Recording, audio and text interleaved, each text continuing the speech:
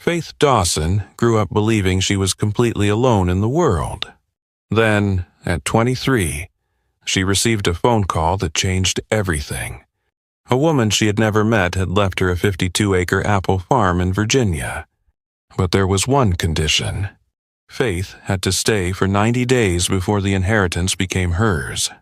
What began as a mysterious apple farm inheritance soon uncovered a hidden family secret, a struggling community, and a truth that would change everything she believed about family, belonging, and home. Because the woman who chose her had been carrying a secret for years, and Faith was the only person who could finally understand why. Faith Dawson was 16 when she stopped believing she belonged anywhere. Most of her childhood had been spent moving from one foster home to another across Pennsylvania. Every time she began feeling comfortable, something changed. A placement ended. A family moved on. Another door closed. Eventually, Faith stopped unpacking her bags. It hurt less that way. One freezing winter evening, after another argument in another house that never truly felt like home. She walked away carrying everything she owned in a backpack. No one followed her. No one asked her to stay. For months, she survived wherever she could, bus stations, church shelters, and sometimes beneath an old steel bridge overlooking the river. Life was hard, but somehow Faith never lost her kindness. One evening, after finishing a long shift washing dishes, she bought herself a single apple from a roadside stand. It was supposed to be breakfast the next morning. On her way back, she noticed an elderly homeless woman sitting alone in the cold. Without thinking twice, Faith handed her the apple. The woman smiled as though she'd been given a treasure. That same night, an old homeless man sitting nearby watched the exchange. After a long silence, he looked at Faith and said, "The people who suffer the most have a choice." Faith frowned. They can become bitter, or they can become a shelter for someone else. At 16, she didn't understand what he meant. Years later, she would. By 23, Faith was working double shifts at a small diner outside Harrisburg. She rented a tiny room above a laundromat and spent most of her days trying to stay one step ahead of poverty. Life wasn't good, but it was stable. Then one rainy afternoon, her phone rang. The caller was a lawyer from Virginia. At first, Faith thought he had the wrong number. Then he mentioned a name, Clara Monroe, a woman she had never met, a woman she had never heard of. According to the attorney, Clara Monroe had recently passed away and left Faith something in her will. Not money, not jewelry, not stocks. An apple farm. 52 acres of orchards spread across the rolling hills of Virginia. Faith stood frozen. Nothing about it made sense. Why would a stranger leave her an entire farm? Then came the strangest part. There was a condition. Faith had to live on the property for 90 consecutive days before ownership would officially transfer to her. If she left before then, everything would pass to another relative. "Why 90 days?" she asked. The lawyer hesitated. "I'm afraid Miss Monroe never explained." Then he added quietly, "She only said that if you stayed long enough, you would understand." Faith stared out the rain-covered diner window. Somewhere hundreds of miles away stood a farm full of apple trees. And somehow, a woman she'd never met believed the answer to something important was waiting there. For the first time in years, Faith felt something stir inside her chest. Hope. And sometimes, hope is enough to change the course of a life. 3 days later, Faith Dawson found herself driving through the rolling hills of Virginia. The farther she got from Pennsylvania, the quieter everything seemed. Busy roads gave way to winding country lanes. Small towns appeared between stretches of farmland.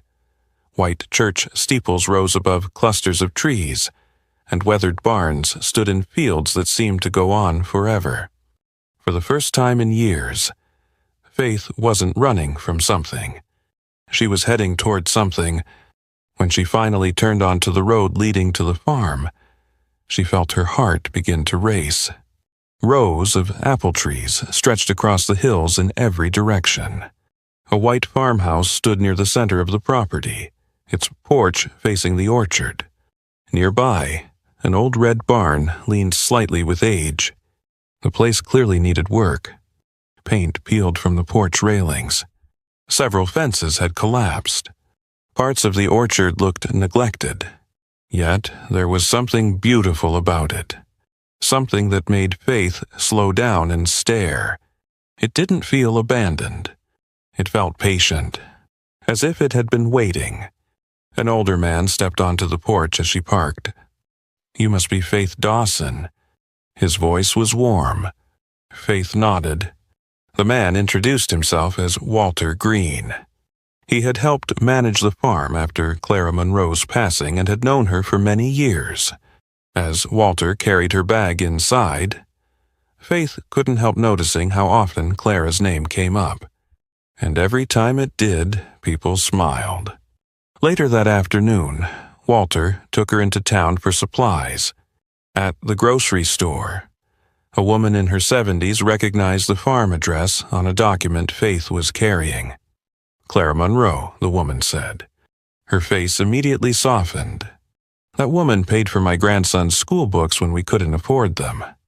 At a small diner nearby, an elderly veteran overheard the conversation. He pointed toward Faith and said, "If you're connected to Clara Monroe, then you're connected to one of the finest people this town ever knew." Faith looked surprised. The man smiled. "When my wife got sick, Clara made sure we never missed a meal. Everywhere she went, people seemed to have a story. Stories about generosity, stories about kindness, stories about second chances." The more Faith listened, the more confused she became. Why would a woman like Clara Monroe leave everything to a complete stranger? That evening, after returning to the farmhouse, Walter showed her around the house. The place looked exactly as if someone had simply stepped outside for a moment. A rocking chair sat beside the fireplace. Books remained neatly arranged on shelves. A half-finished knitting project rested in a basket near the window. The house felt lived in, loved. Then Faith noticed something unusual. A wall in the hallway was covered with photographs. Family gatherings, harvest festivals, community events, children laughing beneath apple trees. Clara appeared in nearly every picture, smiling, helping, standing beside people whose lives she had touched. But right in the center of the display was an empty space. A large rectangular outline remained where a photograph had clearly hung for years. Faith pointed toward it. What picture was there? Walter glanced at the wall. For a brief moment, something changed in his expression. Something uncomfortable. Then it disappeared. "I'm not sure," he replied. "It was gone before I started helping around here." The answer felt rehearsed. Faith didn't press him, but she wasn't convinced. That night, she sat alone on the porch watching the sun disappear behind the orchard. The farm felt peaceful. Yet beneath that peace, she sensed something else. A secret. A story no one seemed willing to tell. The following morning, Walter returned with additional paperwork from the attorney. As Faith signed several documents, a name caught her attention. Richard Monroe. She looked up. "Who's Richard?" Walter leaned back in his chair and sighed. For the first time since meeting him, his smile faded. "Clara's nephew." Faith remembered the lawyer mentioning another relative. "The one who gets the farm if I leave before 90 days. Walter nodded. A long silence followed. Then Faith asked, "Does he want the property?" Walter gave a short laugh. "He's wanted this farm for years. Faith looked toward the window. Then why didn't Clara leave it to him? Walter was quiet for so long that she thought he might not answer. Finally, he said, "That's a question only Clara could answer." That evening, Faith decided to explore the orchard alone. The setting sun bathed the hills in golden light. The rows of apple trees seemed endless. As she wandered deeper into the property, she came upon a tree unlike any of the others. It was enormous. Its trunk was thick and twisted with age. It had probably been standing there longer than anyone living in town. Attached to one of its lower branches was a small wooden plaque. The lettering had faded over time, but she could still read it. Some things reveal themselves only to those willing to stay. Faith stared at the words. The same questions returned. Why 90 days? Why had Clara chosen her? And what exactly was she supposed to discover? Suddenly, the sound of an engine broke the silence. Faith turned toward the road. A black pickup truck sat near the entrance to the property. A man was behind the wheel, watching. Not the farm. Her. Even from a distance. Something about the way he stared made her uneasy. After several moments, the truck slowly pulled away. The next morning, Faith mentioned it to Walter. His face tightened immediately. "You saw him." Faith nodded. "Who was it?" Walter looked toward the orchard before answering. "Richard Monroe." A silence settled between them. Then Walter quietly added, "He thought this farm was going to be his." And for the first time since arriving in Virginia, Faith realized something. She wasn't the only one counting down those 90 days. The days that followed settled into a quiet routine. Each morning, Faith woke before sunrise and stepped onto the farmhouse porch with a cup of coffee in her hands. The orchard was beautiful at that hour. Mist drifted between the rows of apple trees. Birds sang from the distant woods, and, for a few brief moments, the farm felt untouched by the worries waiting beyond its fences. But the longer Faith stayed, the more she realized the farm wasn't really about the trees. It was about the people. One afternoon, Walter invited her to a small gathering at the town community center. "It's nothing fancy," he said. "Just a few folks getting together." Faith wasn't particularly interested. She had spent most of her life keeping people at a distance. Getting attached usually led to disappointment. Still, she agreed to go. The building was modest. Old wooden floors, folding chairs, a coffee pot that looked older than she was. As soon as she walked through the door, conversation seemed to stop. Several people turned toward her, not with suspicion, not with judgment, with curiosity. Then an elderly woman slowly approached. She introduced herself as Martha Reynolds. "I've wanted to meet you," she said. Faith smiled politely. Really?" The woman's eyes filled with emotion. "Clara talked about you for years." Faith froze. The room suddenly felt very quiet. "What do you mean?" Martha hesitated, then shook her head. "Maybe that's not my story to tell." Before Faith could ask another question, someone called Martha away. But the words stayed with her. "Clara talked about you for years." How was that possible? Clara had never met her. At least, that's what everyone kept saying. Over the next few days, similar moments kept happening. An elderly mechanic refused to charge her for repairing a gate. A retired schoolteacher brought over homemade pies. A local farmer delivered hay for the barn and wouldn't accept payment. Each time Faith tried to thank them, she heard the same response. "Clara helped me once." Or, "Clara was there when nobody else was." Or, "I'm only returning a kindness." Faith began hearing Clara's name everywhere. It was as if pieces of her still lived throughout the town. One afternoon, Walter took Faith to visit a small building on the edge of town. The sign above the entrance read, Ashford Family Resource Center. Inside were a handful of volunteers helping children with homework. Others were preparing meals for elderly residents who lived alone. Faith watched quietly. "This place is incredible," she said. Walter nodded. "Clara started it nearly 20 years ago." Faith looked around. "You mean she donated money?" Walter smiled. "Money, time, food, supplies." He paused. "Whatever people needed." A volunteer walked past carrying boxes of groceries. Walter's expression grew serious. "Things have been harder since she passed." Faith noticed the concern in his voice. "What do you mean?" "The center depended on Clara more than most people realized." He glanced away. "Without her support, they may have to close before winter." Faith felt a heaviness settle in her chest. For a moment she thought about her own childhood. The shelters, the church basements, the strangers who had shown her small acts of kindness when she needed them most. Without those people, she wasn't sure she would have survived.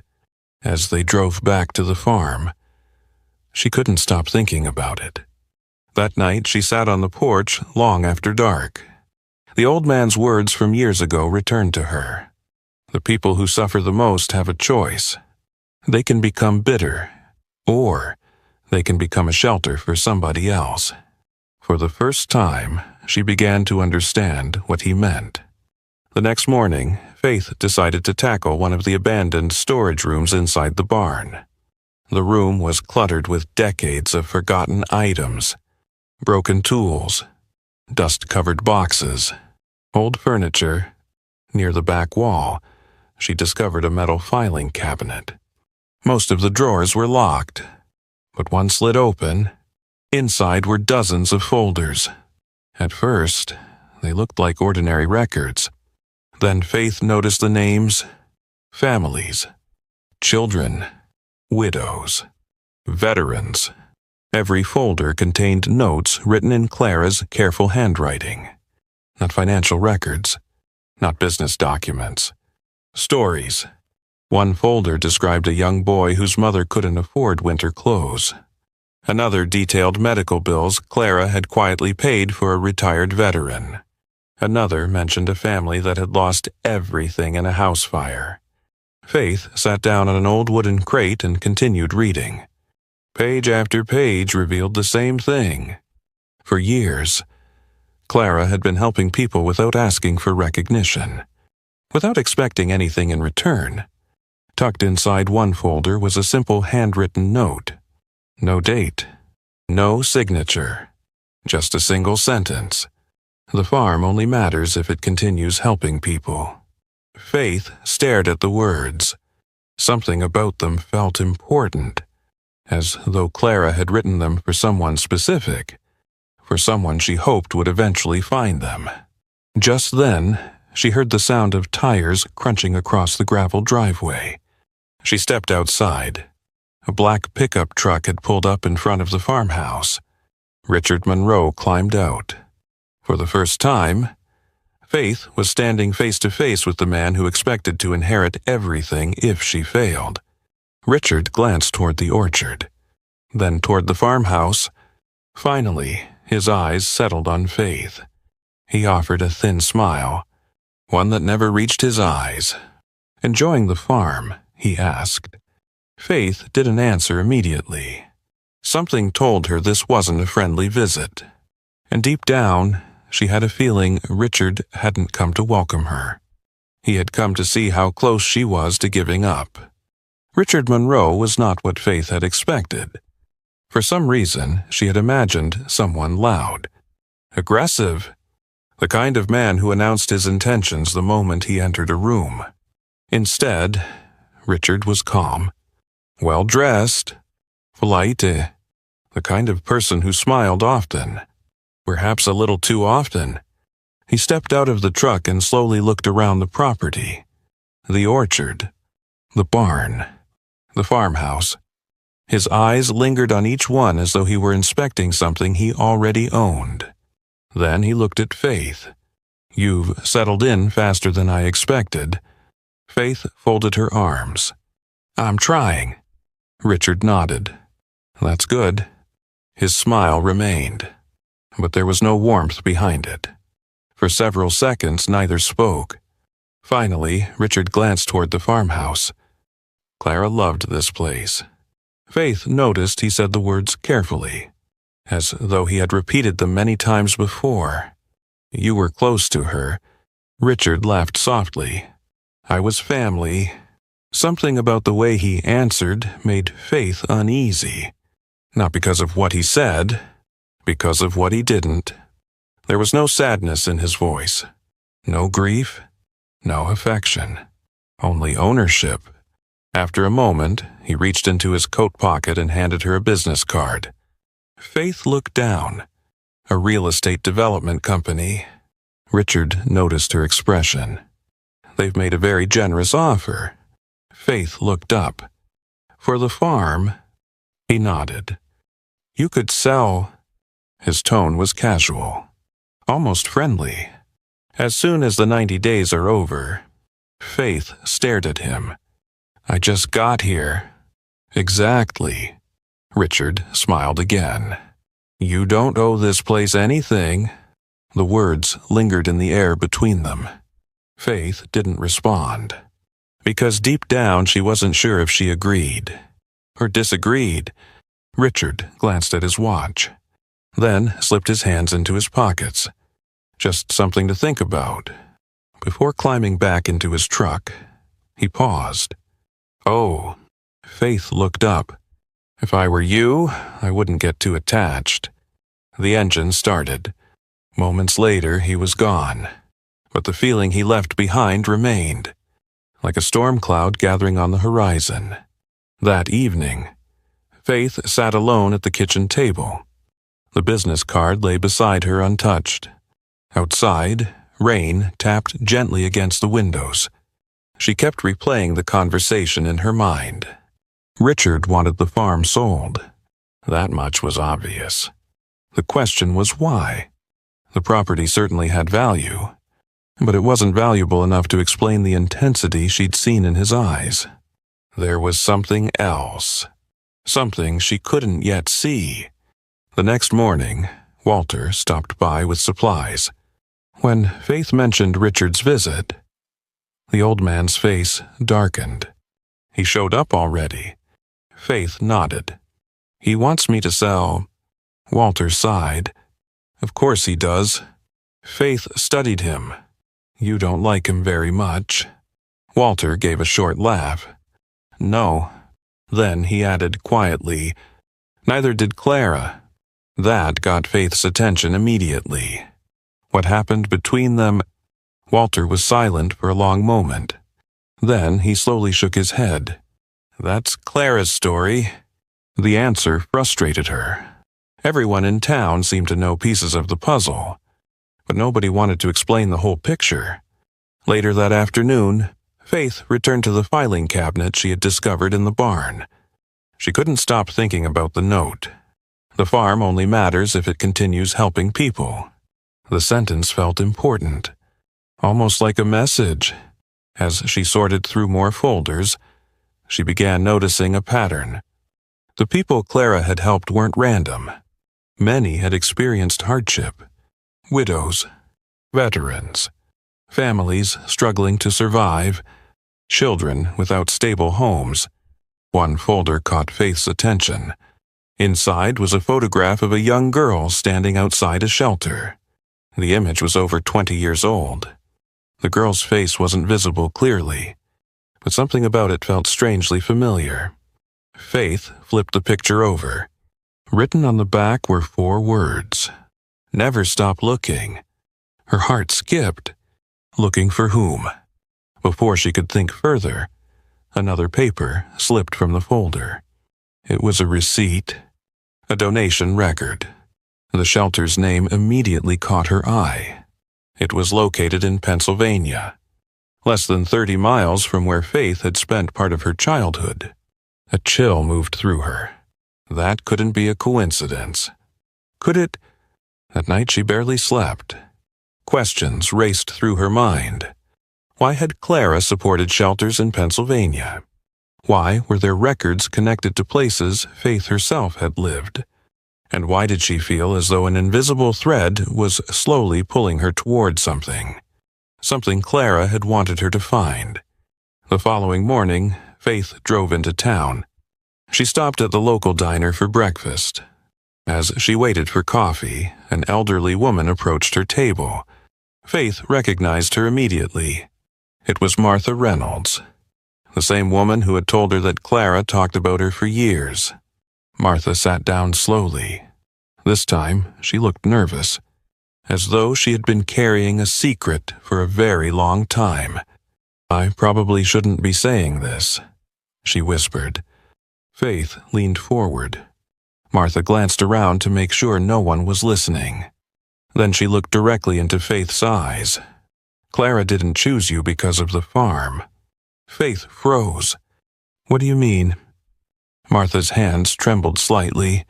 "She chose you because she spent years trying to find you." The words hit Faith like a bolt of lightning. For a moment, she couldn't breathe. "What?" Martha immediately looked regretful, as though she had said too much. But it was already too late. The secret was out. And for the first time since arriving in Virginia, Faith realized something even bigger than the farm was hidden beneath Clara Monroe's story. The question was no longer why Clara left her the orchard. The question was, why had Clara spent years searching for her? Faith barely heard the rest of Martha's words. The elderly woman continued speaking, but her voice seemed distant now, drowned out by the storm of questions racing through Faith's mind. "She spent years trying to find you." The sentence repeated itself over and over. It didn't make sense. Nothing about it made sense. For 23 years, Faith had believed she was alone. No grandparents. No relatives. No one searching. No one waiting. And yet Martha had spoken with the certainty of someone telling the truth. When Faith finally drove back to the farm, her hands were trembling on the steering wheel. The orchard rolled past her window in a blur. For the first time since arriving, she wasn't thinking about the 90 days. She wasn't thinking about Richard. She wasn't even thinking about the farm. She was thinking about Clara. Who had she really been? And how much of Faith's life had been built on a lie? That evening, Walter stopped by to check on a broken fence near the north pasture.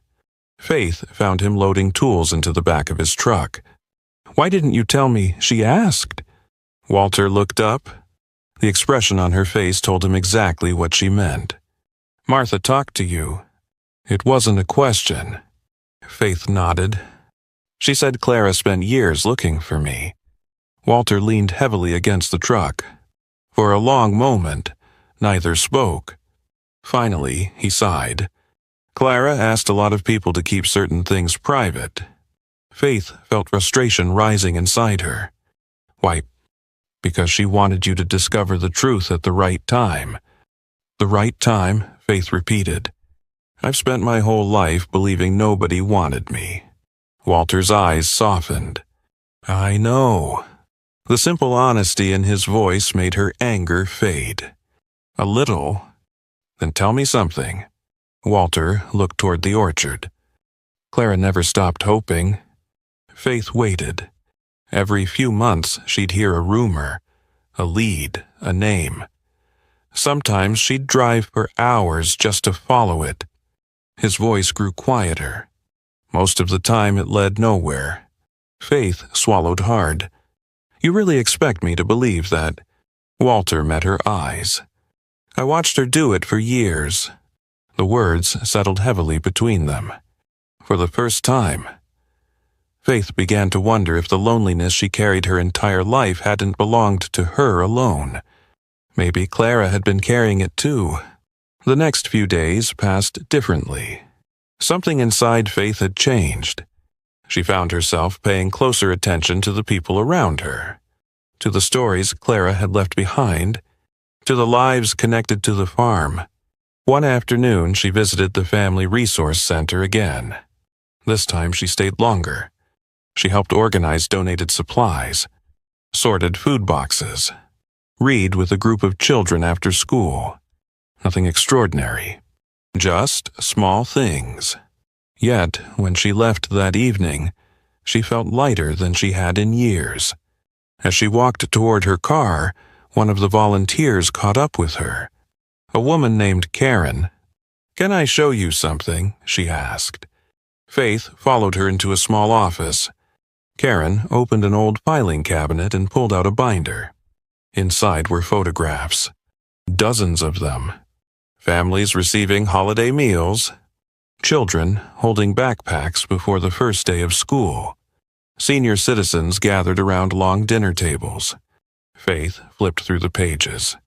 Again and again, Clara appeared in the background, never standing at the center, never seeking attention, just helping, quietly, consistently, for years.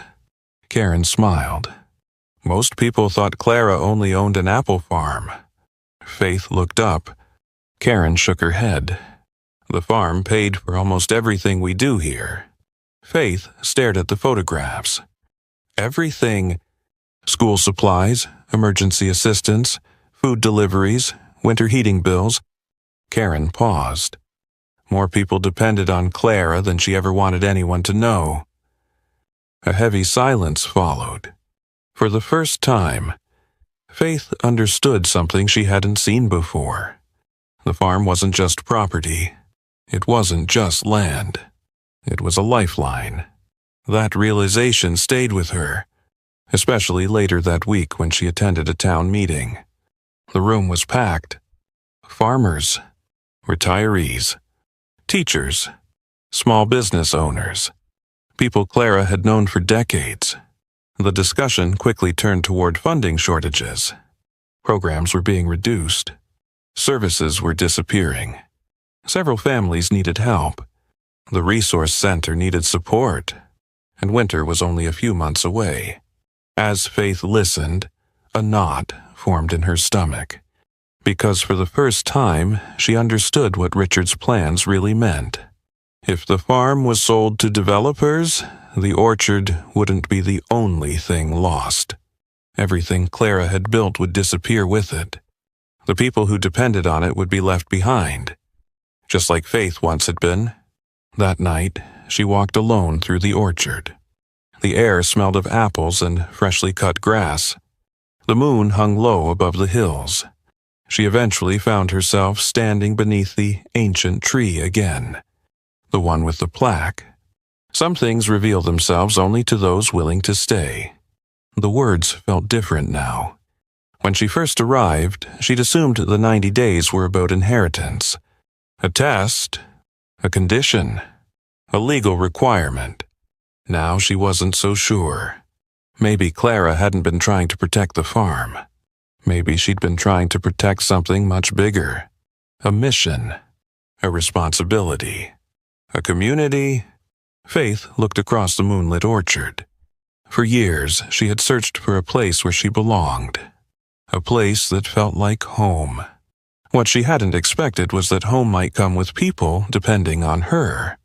People who needed someone to stay, someone who cared, someone willing to become the shelter that old man beneath the bridge had once talked about. For the first time since arriving in Virginia, Faith stopped asking herself why Clara had chosen her. Instead, she found herself asking a different question. What if Clara had seen something in me before I ever saw it in myself? And standing beneath the oldest tree on the farm, Faith realized something that both frightened and inspired her.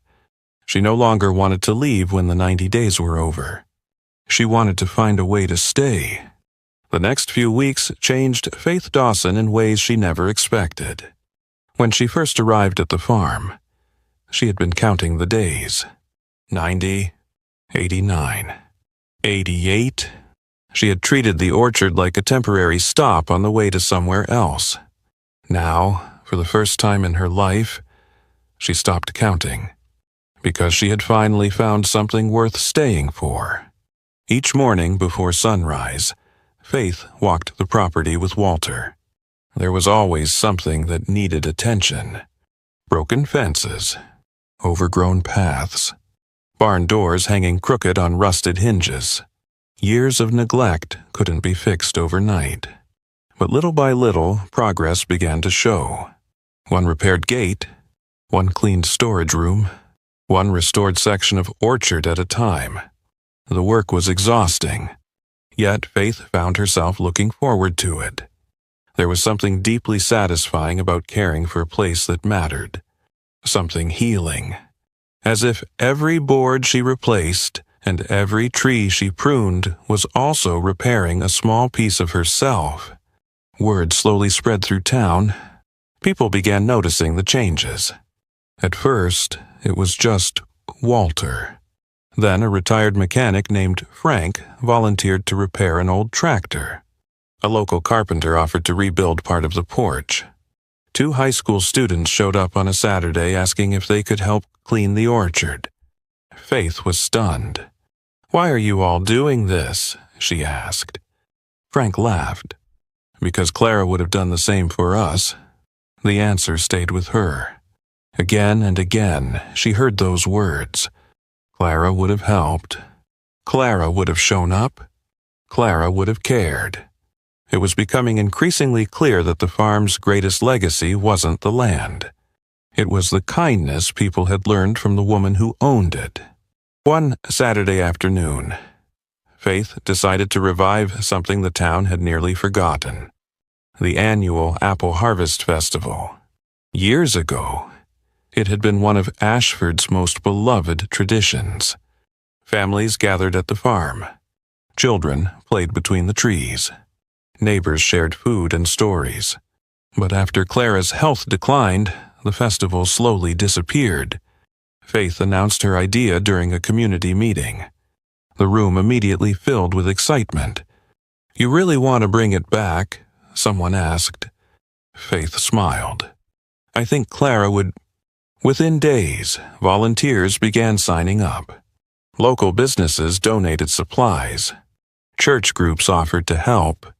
Even the children at the resource center wanted to participate.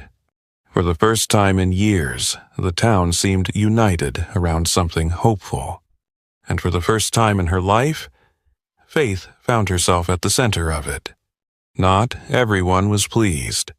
One afternoon, Richard Monroe arrived unexpectedly. He watched as volunteers repaired fences near the orchard. Children laughed nearby while carrying baskets of apples. The sight clearly irritated him.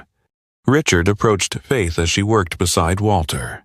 "I see you've made yourself comfortable." Faith set down her tools. His smile was still there, but it felt colder now. "This place needed help," she replied. Richard glanced around. "This place needs investment." His eyes moved toward the hills beyond the orchard. "Developers are still interested." Faith folded her arms. "I'm not." The smile disappeared, only for a moment. But she noticed. "You should think carefully before turning down opportunities." Faith met his gaze. "And you should think carefully before assuming the farm is for sale." For several seconds, neither looked away. Finally, Richard climbed back into his truck. But before leaving, he delivered a warning. "You're getting attached to something you don't fully understand." Then he drove away, leaving behind more questions than answers. A few days later, Faith discovered something unexpected.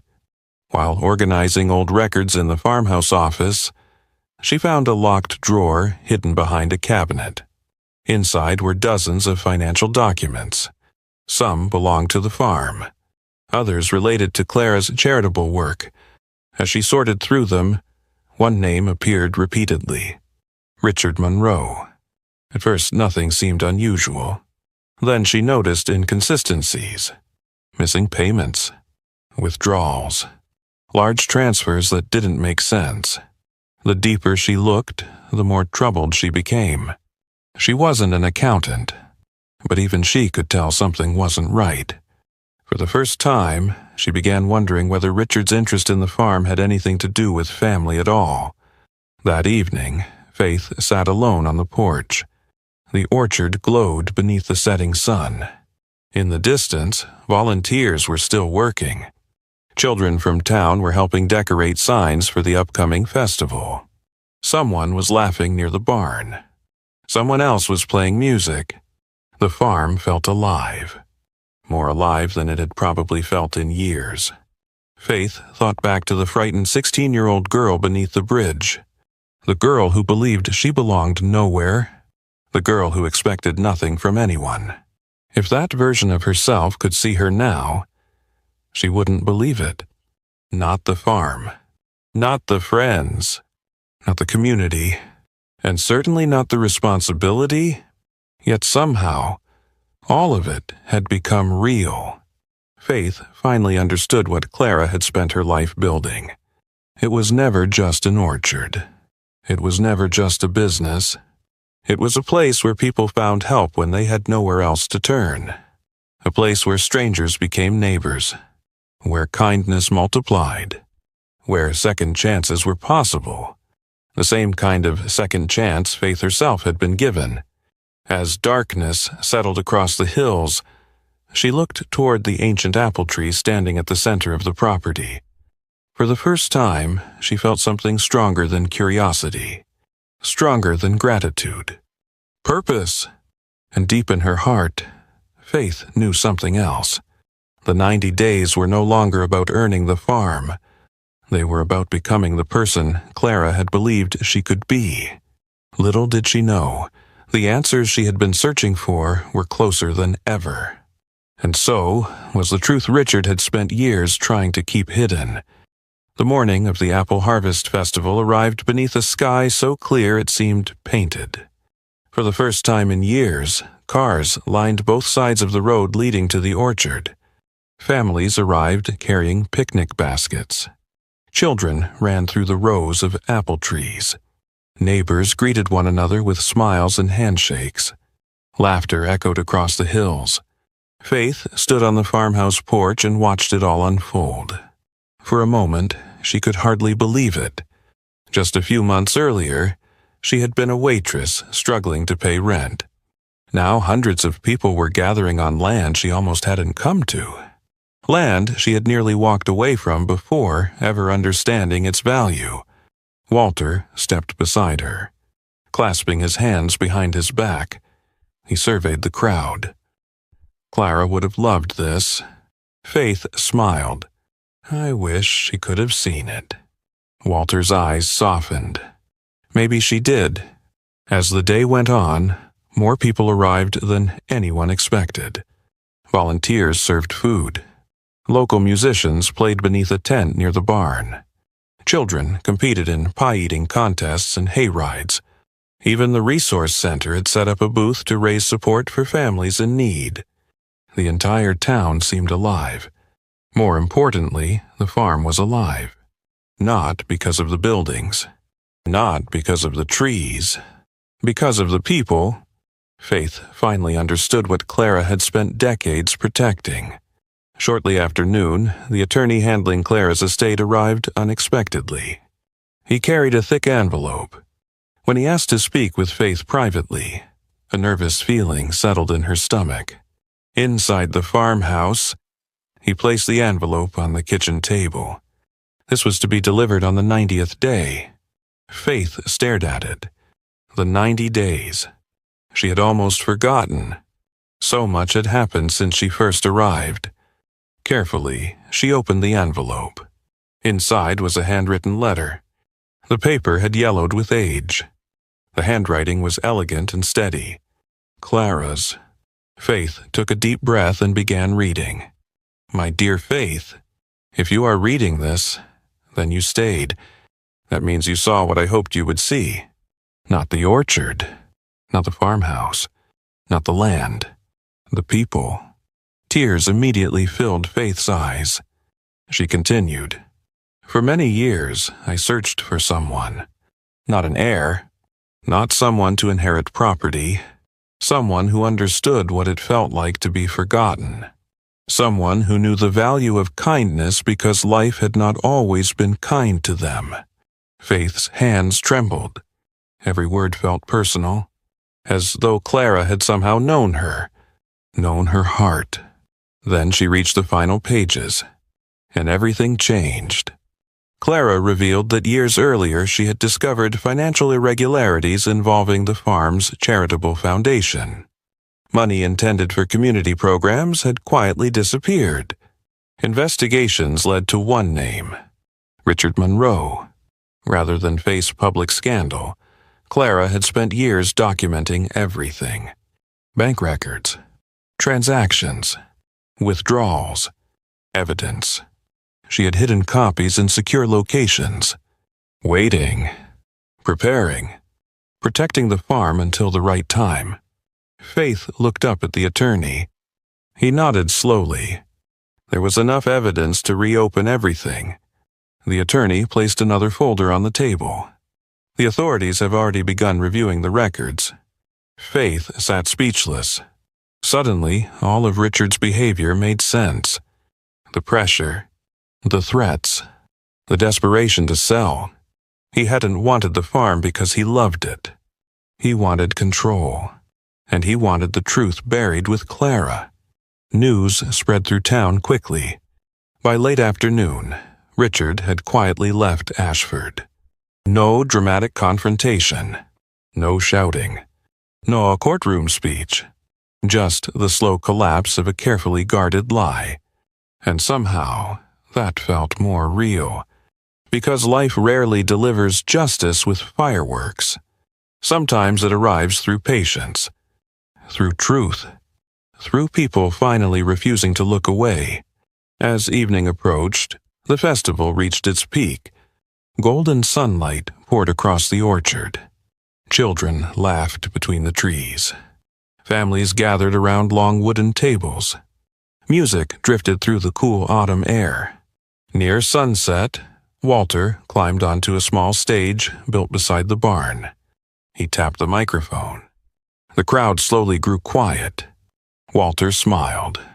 I think Clara would be proud today. Applause echoed through the orchard. Then he turned toward Faith.